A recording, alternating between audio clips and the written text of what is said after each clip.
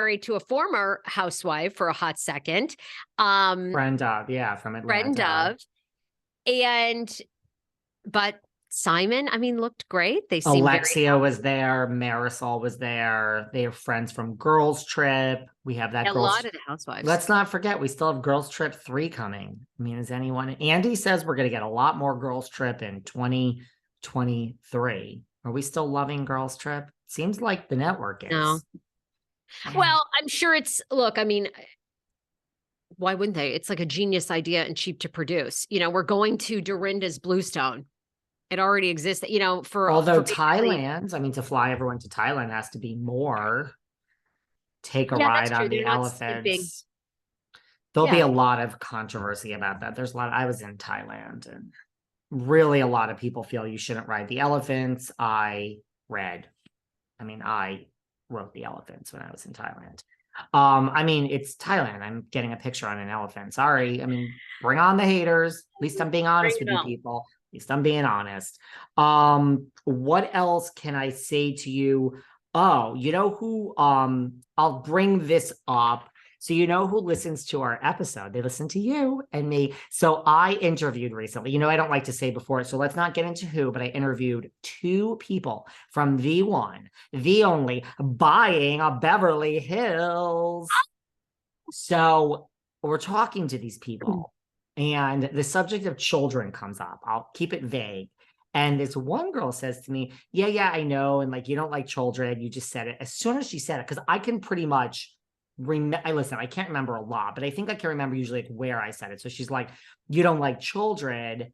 You said it on your podcast, and there was 2. So then she finished it. Just as she was talking, it dawned on me, I said that. I didn't have to look it up. I said that with you when we were talking about Emily and Gina on the OC. And I'm like, no one wants to see your fucking kids getting into the minivan and Gina's casino with 5 people living in it. That was pretty much exactly what I said.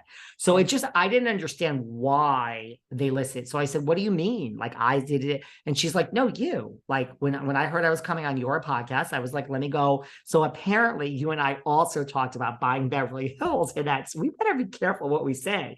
We talked about that in the same episode, and in the title was Buying Beverly Hills. So, of course, the 2 people from the show, when they went to listen, I'm like, wait, I've had on Jerry Springer and Countess, you listened to this episode with Sarah, out of all the choices, why, Beverly Hills Housewives? It's because in the title, we said, we talked about Buying Beverly Hills, which, mind you, I said, I don't know. I'm not really that excited. So these 2 called me out during our chat. First of all, you said you hate children.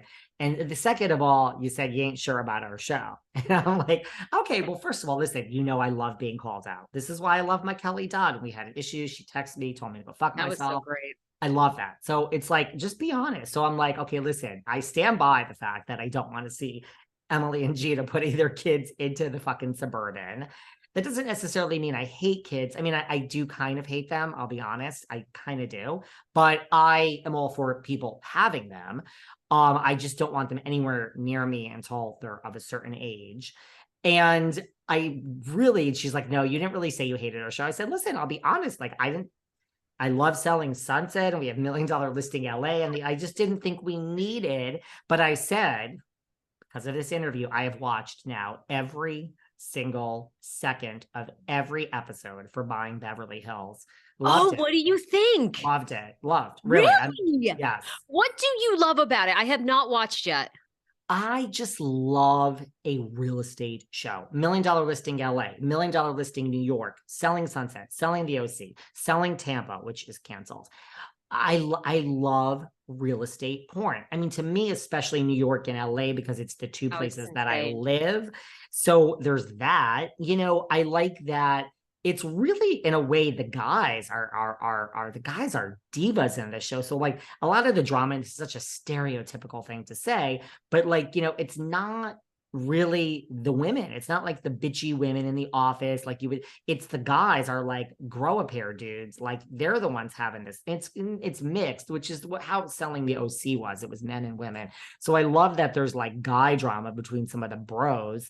And it's just, the people are interesting. I mean, look, it is also interesting to watch Farrah and Alexia, Kyle's daughters. Alexia is Alexia, her laugh, her mannerisms, it is fucking scary. Her laugh is exactly like Kyle Richards. Exactly.